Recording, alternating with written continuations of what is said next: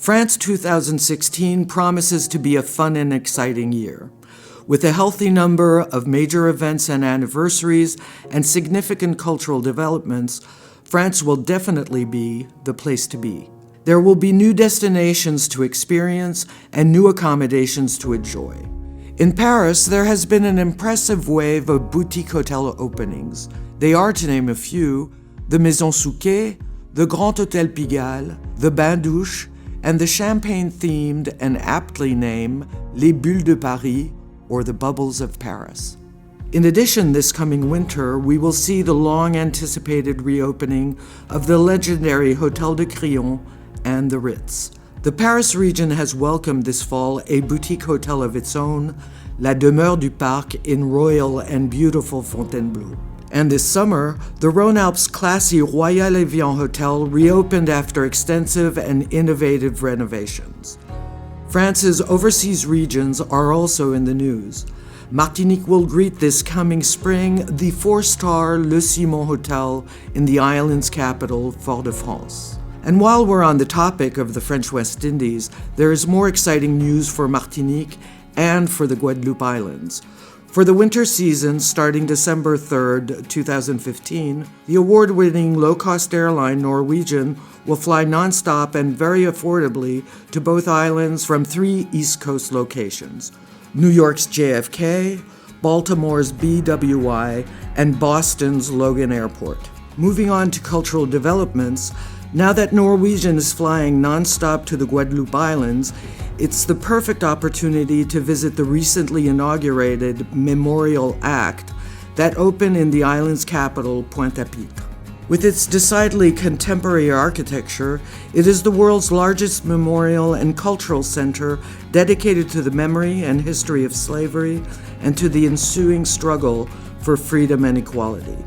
On his visit to the Guadeloupe Islands, American civil rights leader Reverend Jesse Jackson said, "This is the most phenomenal museum of its kind in the world."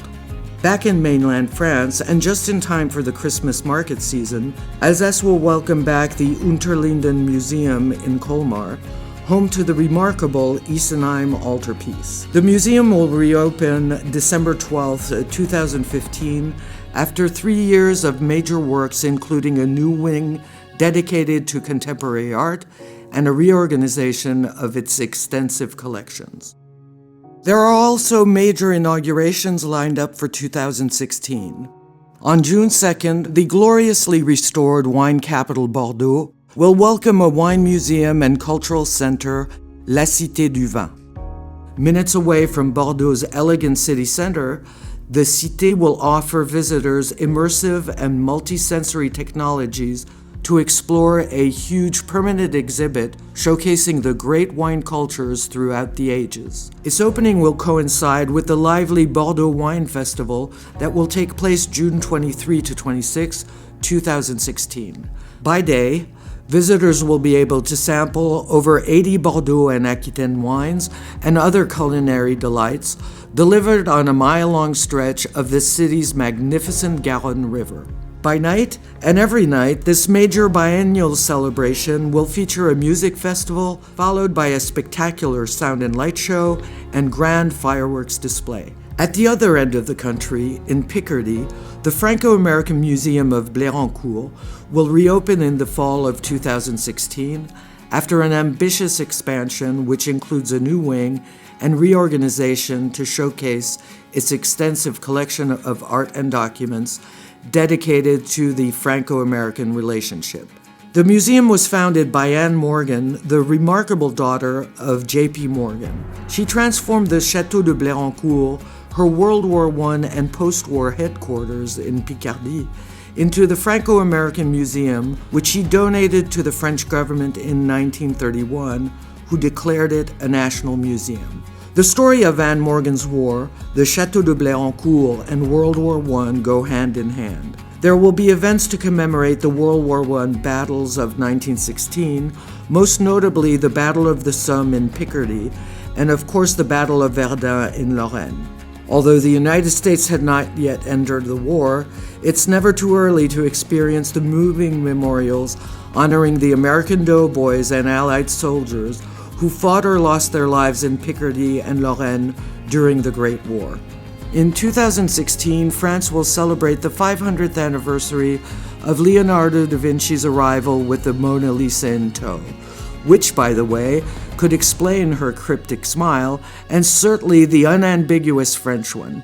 Invited by France's great Renaissance king François Ier, da Vinci crossed the Alps to reach Amboise in the Loire Valley, where he settled at the Château du Clos-Lucé to work and spend the last 3 years of his life.